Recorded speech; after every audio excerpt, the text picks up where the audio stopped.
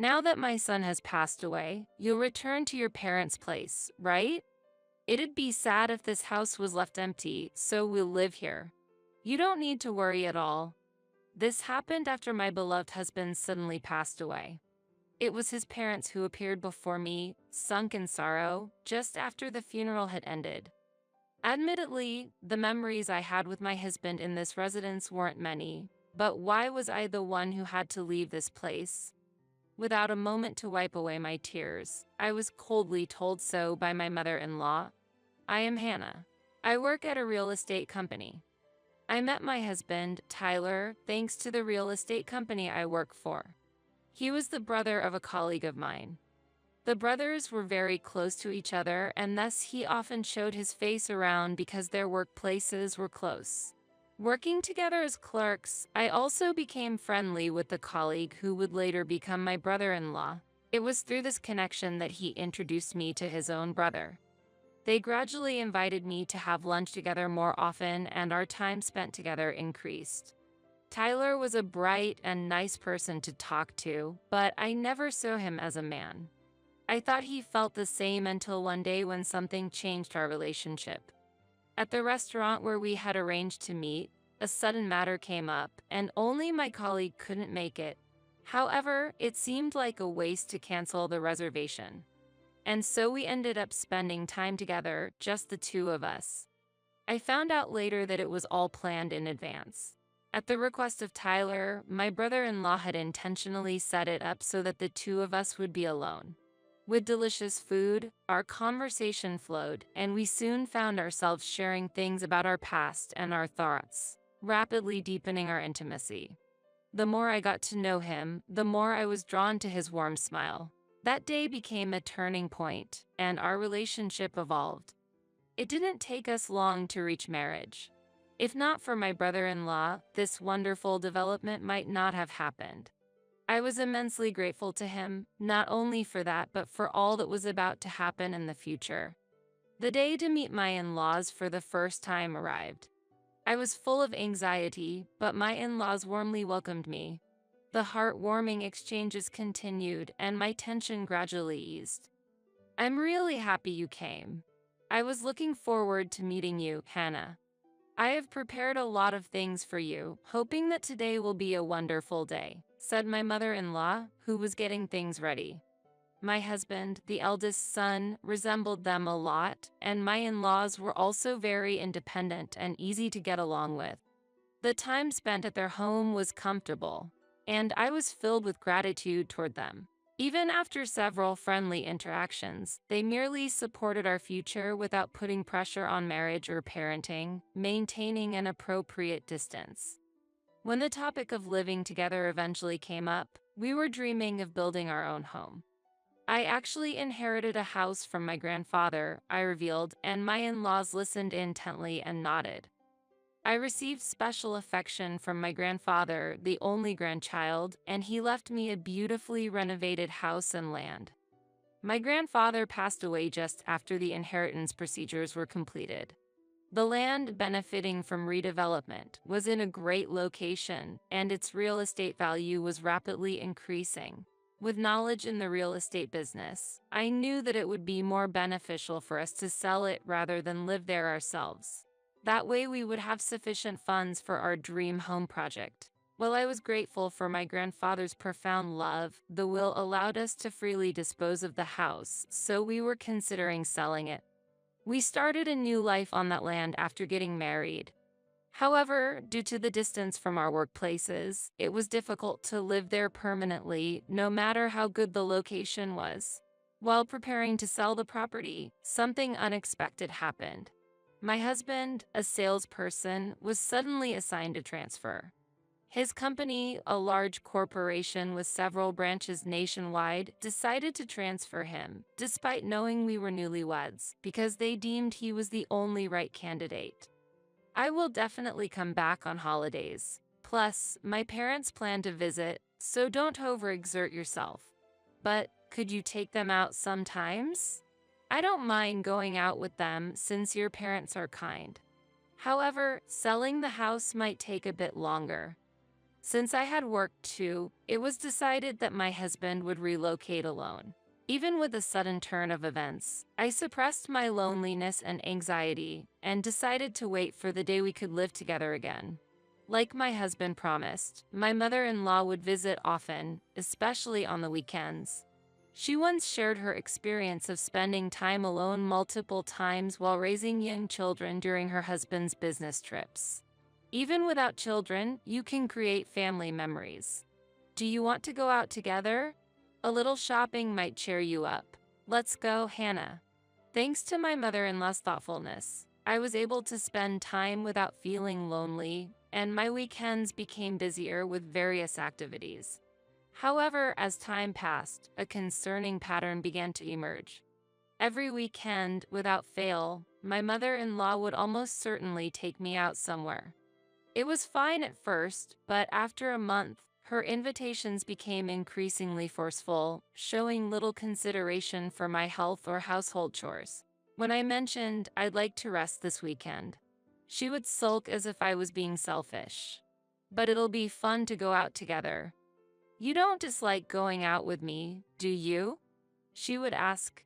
No, it's not like that. It's just that since we've been going out every week, I thought you might need some rest too, I would respond. My mother-in-law's face would turn gloomy. Even when I tried to clear the misunderstanding, she wouldn't listen. Once I reluctantly agreed, she would quickly regain her smile and act as if she had forgotten her persistent invitations. But doubts about her behavior slowly grew bigger in my mind. The places she took me often involved expensive spending. Brand name shopping followed by expensive meals, and the payment was always passed on to me. My mother-in-law would often leave the store before me, making it my responsibility to settle the bill. There were no thanks or reimbursements afterward. Indeed, I owned a house and had a stable salary, so I was financially comfortable. However, my husband and I had always lived frugally, so I felt uneasy about my mother-in-law's lavish spending. On occasions when my father-in-law joined, my expenses would increase even further. I felt the need to address this situation, but found it difficult to discuss with my husband. He had promised he would definitely return home, but that promise was challenging to fulfill due to his busy schedule at the new location. Are you okay with going out with Mom every week? Any concerns? My husband would ask over video calls, visibly tired from work. Hesitant to bring up my issues with my mother-in-law, I would pretend to be fine.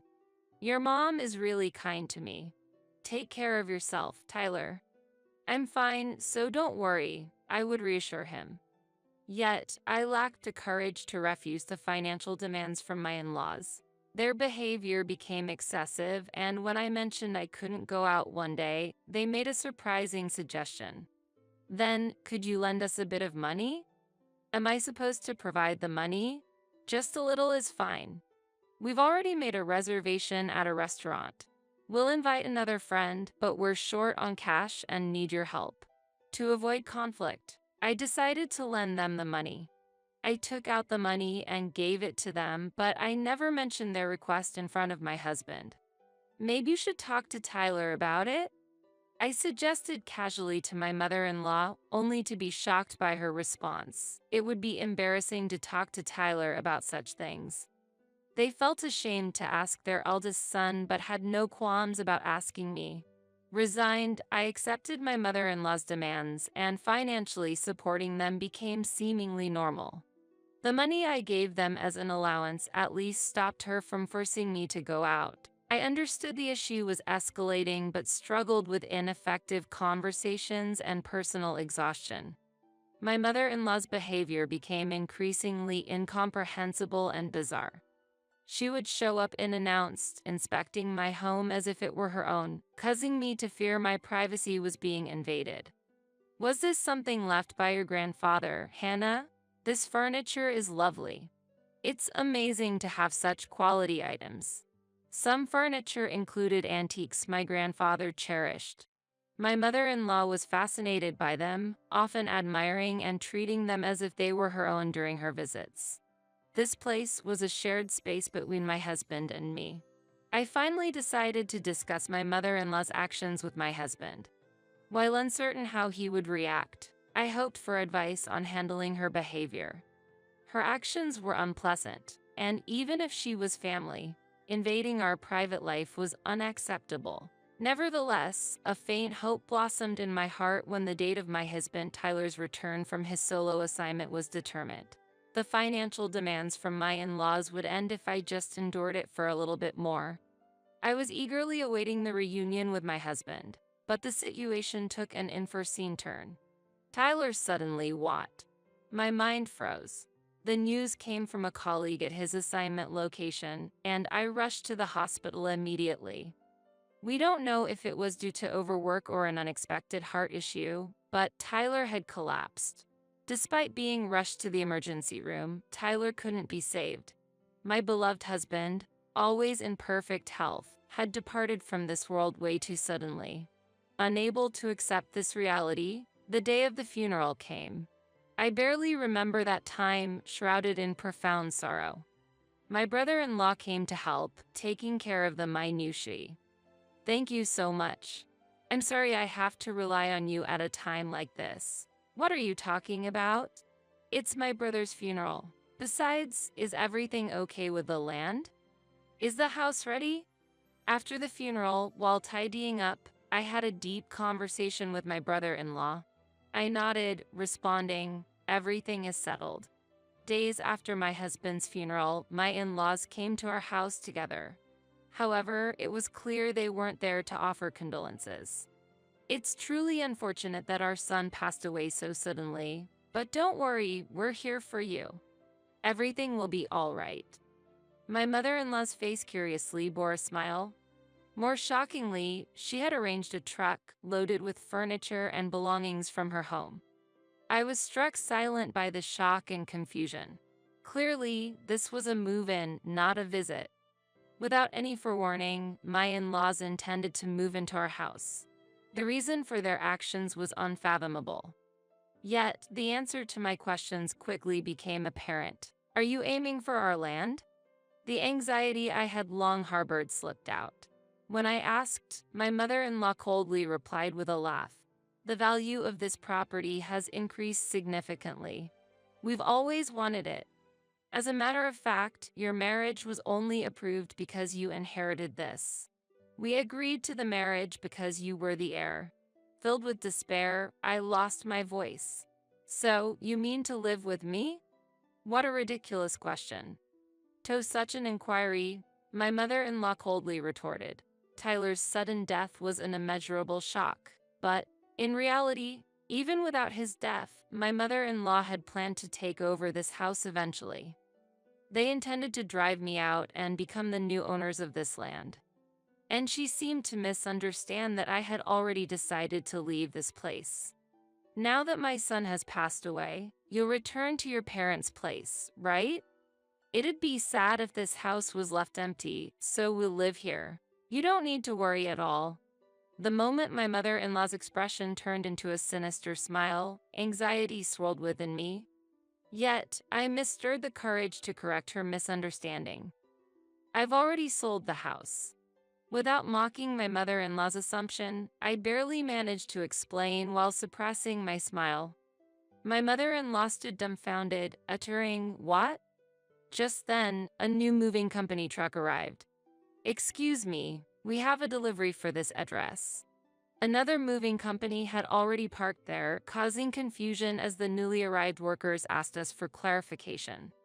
The movers my mother-in-law hired came to us, realizing they couldn't begin their work, and the situation became chaotic.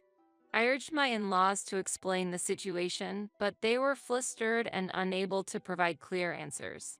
Realizing that arguing wouldn't solve anything, I began to regain my composure. I immediately instructed the movers my mother-in-law hired to leave the premises. This residence has already been purchased by someone else, and the contract is complete.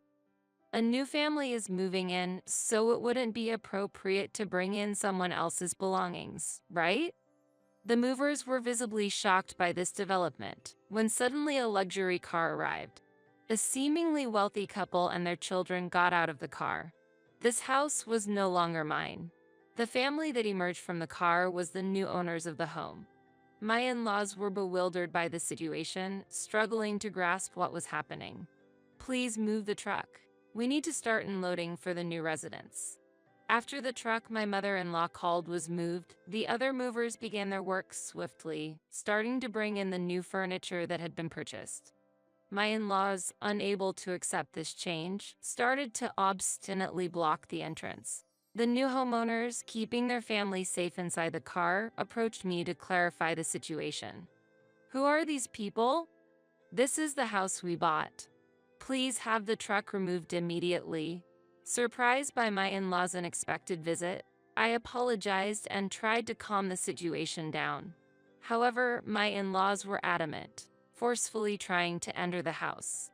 The interior of the house had completely changed from what they remembered. All the furniture we used was gone. My mother-in-law was shocked by the scene, becoming agitated and causing a commotion.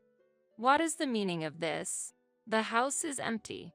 Even the antique furniture and lights that I cherished are all gone. Explain this." She was furious, unable to comprehend the current situation. The silence was suddenly broken by the new owner's angry shout, "I'll call the police." That outcry acted like a start signal, prompting my father-in-law to hurriedly pull my mother-in-law away and leave the scene quickly.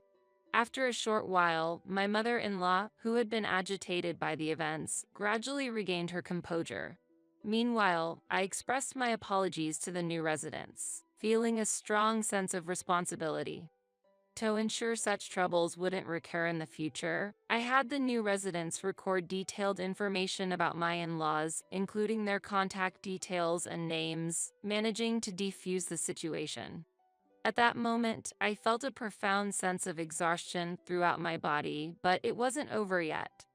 I went to my in-laws to explain calmly that our move had already been completed just before my husband had passed away. "We planned to sell this house from the beginning, along with the land, so everything is proceeding as scheduled," I told them. This plan had been on hold temporarily due to my husband's transfer, but ultimately everything progressed smoothly. Behind the smooth transition was a crucial factor. My brother-in-law, struggling with the never-ending financial demands from my in-laws and not wanting to burden my husband with worries, my brother-in-law was a savior to me. He had long been troubled by the poor relationship with his parents and had told me to consult him anytime if I had any issues. With that information, my brother-in-law actively intervened in our problems.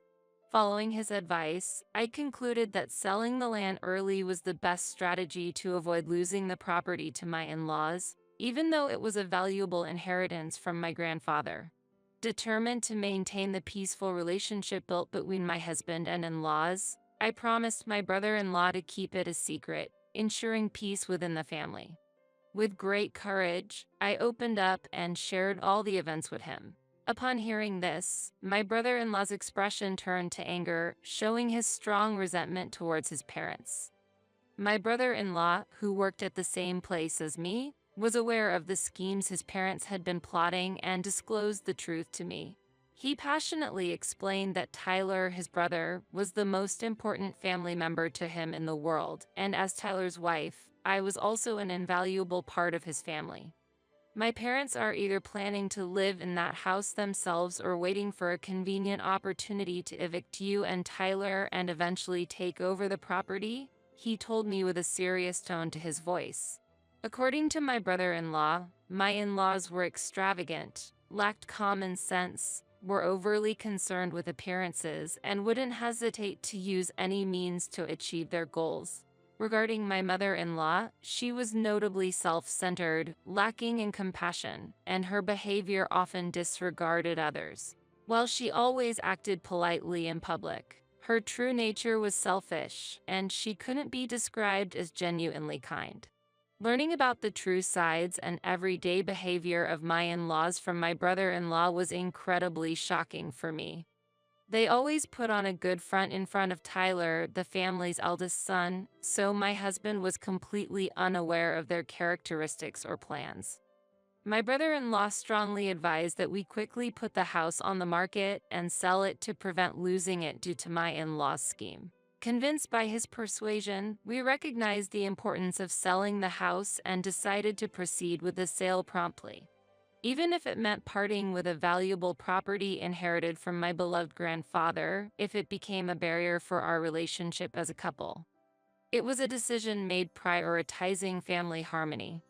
I strongly wish to avoid leaving a source of discord for the future, especially due to the property's value. This decision was by no means an arbitrary one. My husband and I had discussed this matter extensively while he was still alive, and he fully agreed with it. He understood my predicament of not being able to consult anyone, and upon learning about his parents' actions, he firmly stated that he could never condone their behavior. He told me, "I'm sorry for not realizing this. Hannah, if you're okay with it, let's sell the house before my parents can do anything. I'm really sorry to let go of the precious house inherited from your grandfather. No, if it prevents future problems. I believe my grandfather would support this decision." I responded. My decision was not to prioritize the relationship with my in-laws, but to protect the future me and my husband were supposed to have together. Throughout the selling process, my brother-in-law, who was well-versed in real estate, spared no effort in finding the most suitable buyer. My tasks were to find a new residence and move as soon as possible, ensuring that my in-laws wouldn't notice while maintaining my usual daily life. The house, slightly worn from our use, was almost as good as new, which we considered when setting the price. As a result, an appropriate buyer appeared surprisingly quickly, and the process progressed smoothly. The family that just arrived became the new owners of the house. Our original plan was to eagerly await Tyler's return, but fate forced a change in plans. Tyler was also pleased with the sale of the house, and that was my only consolation. The way the movers moved the furniture in so quickly was like a precision machine in action. Meanwhile, my in-laws, forced to leave the property, watched a moving scene in astonishment. When their hired movers angrily demanded explanations amidst the confusion, my in-laws were at a loss for words. For the movers, it was an incomprehensible situation of overlapping moving tasks, declaring it a contractual violation and confronting my in-laws, who failed to provide a proper explanation. Eventually, the furniture was returned to the original place, but the unexpected situation incurred additional charges. Seemingly grasping the situation, my mother-in-law approached me, pleading in a trembling voice, "Considering the home was my eldest son's wife's inheritance, it should also belong to us. No. This situation is absurd." However, her futile attempts and excuses had no impact on me. I completely ignored their arguments and decided to leave with my belongings. The property now belonged to the new family, and I had no obligation or right to answer any further. After Tyler's funeral, where I encountered my in-laws, they seemed eager to discuss the house issue but ultimately left quietly without saying anything. I had no obligation to convey anything to my in-laws and had almost no words to exchange with them. Now, in my new residence, I am leading a peaceful life. In this small house, where we were originally supposed to start anew, I was faced with deep sorrow due to his absence. The savings from selling the house were substantial, but without my husband, the dream of building a new home had vanished.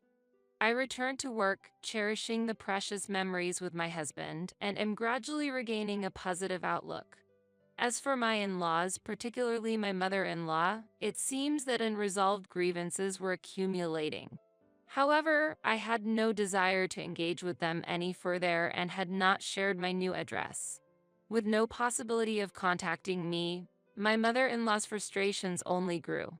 Although she once boasted to her eldest son, she was now unable to visit my brother-in-law and remained unaware of my whereabouts. The pressure built up, and my mother-in-law finally lost her mind. In the dead of night, she scattered gasoline around the vicinity of the sold property.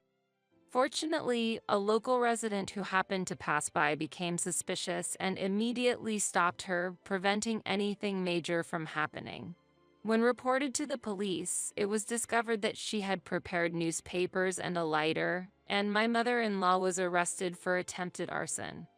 The homeowner, who almost became the victim of arson, was so angry that they threatened to sue me as well after learning who the intrusive woman was. I apologized repeatedly, but since it was an attempted arson, there was nothing I could do about the crime my mother-in-law committed. Ultimately, her obsession with the house led to her prosecution. Through multiple apologies, I managed to seek forgiveness and promised to ensure such an incident would never happen again. My mother-in-law was raised in a pampered environment, accustomed to getting whatever she wanted. Facing a situation where she couldn't have that house, frustration and jealousy emerged. She reluctantly began to resent the house and land, resorting to crime, which eventually led her to get imprisoned. My father-in-law, who was normally supportive, started to constantly quarrel with her after the arrest and ultimately chose to abandon her and get a divorce. As a result, my mother-in-law completely lost a home to return to after her sentence. However, this can also be seen as the consequence of her own choices. My brother-in-law felt lonely after losing his brother but comforted me, saying, "I can endure it, because I still have you." The relationship with my in-laws had ended, but that didn't mean I had lost all my family. Determined to aim for a peaceful everyday life, also for my late husband watching over me from heaven, I moved forward.